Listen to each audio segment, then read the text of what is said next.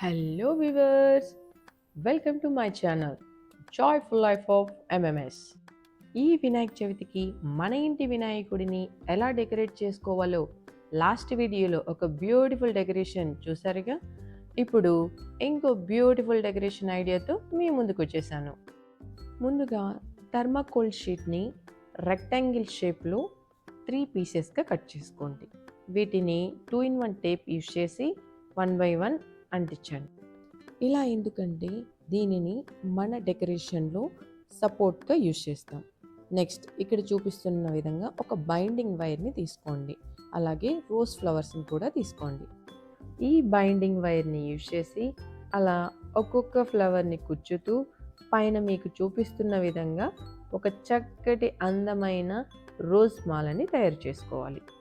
జాగ్రత్తగా ఒక్కొక్క ఫ్లవర్ కుచ్చండి, ఎందుకంటే కాడలు ఇరిగిపోయే ఛాన్సెస్ ఉంటాయి.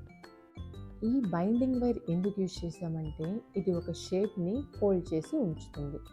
నెక్స్ట్ ఇక్కడ చూపిస్తున్న విధంగా ఒక పీట తీసుకోండి.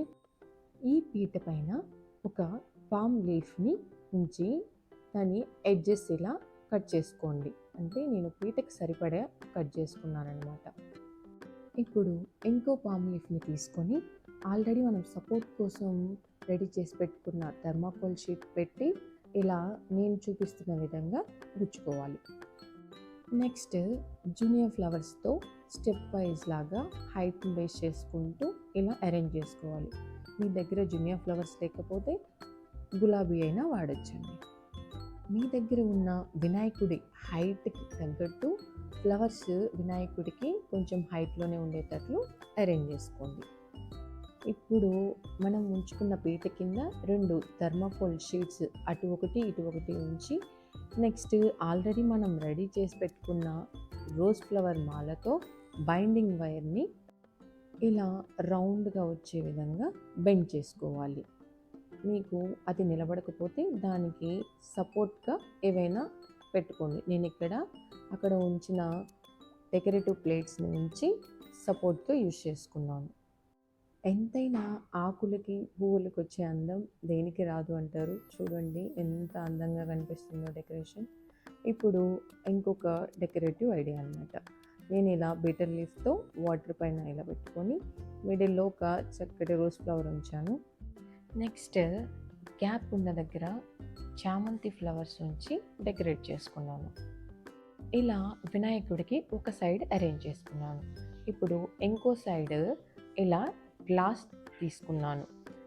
గ్లాస్లో ప్లెయిన్గా పెడితే బాగోదు అని చెప్పి నాకు పెటల్స్ వేయడం ఇష్టం లేక ఫ్లవర్స్తోనే ఇలా అందంగా డెకరేట్ చేశాను. అందులో కూడా ఫైనల్గా ఫినిషింగ్కి చామంతి ఫ్లవర్స్ యూజ్ చేసి in the middle rose flower ఉంచాను. ఇలా సింపుల్ అండ్ ఈజీ థాట్స్తో మన ఇంట్లో జరిగే చిన్న చిన్న ఈవెంట్స్కి కూడా మనమే డెకరేట్ చేసుకోవచ్చు. ఫైనల్గా వినాయకుడిని ప్లేస్ చేయకముందు ఫ్రంట్ అండ్ బ్యాక్ అపియరెన్స్ ఎలా ఉండేది ఇప్పుడు మీకు నేను చూపిస్తున్నాను. మన ఇళ్ళల్లో పెట్టుకునే గణపతి సైజ్ చిన్నగానే ఉంటుంది కాబట్టి మట్టితోనో లేదా పసుపుతోనో తయారు చేసుకుందాం. ఎన్విరాన్మెంట్ని కాపాడుదాం. ఫైనల్గా వినాయకుడిని ప్లేస్ చేసేద్దాం. ఇప్పుడు ఇంకొన్ని ఫ్లవర్స్తో వినాయకుడి దగ్గర డెకరేట్ చేసుకుందాం. మీరు మీకు దొరికే వస్తువులతోనే మామిడాకులు లేదా తమలపాకులు లేదా అరిటాకు ఇలా మీకు ఏవి అవైలబుల్లో ఉంటాయో వాటితోనే సింపుల్ అండ్ ఈజీగా ఇలా డెకరేట్ చేసుకోండి. ఇప్పుడు వినాయక చవితి కాబట్టి నేను ఇక్కడ గణేశుడిని ప్లేస్ చేశాను. ఇదే డెకరేషన్ని మీరు మీ ఇంట్లో వ్రతానికి కానీ లేదంటే ఏదైనా ఫెస్టివల్స్కి లైక్ కృష్ణాష్టమి ఇదే ప్లేస్లో మీరు కృష్ణుని ఉంచొచ్చు అనమాట. ఇలా ట్రై చేయండి. ఇప్పుడు అందరిది బిజీ లైఫ్ స్టైల్ అయిపోయింది కాబట్టి ఇలా కొత్తగా ఆలోచించే టైం కూడా ఉండట్లేదండి. కాబట్టి ఇలాంటి మరికొన్ని వీడియోస్ కోసం మా ఛానల్ని లైక్ చేయండి, షేర్ చేయండి, సబ్స్క్రైబ్ చేసుకోండి. Thank you.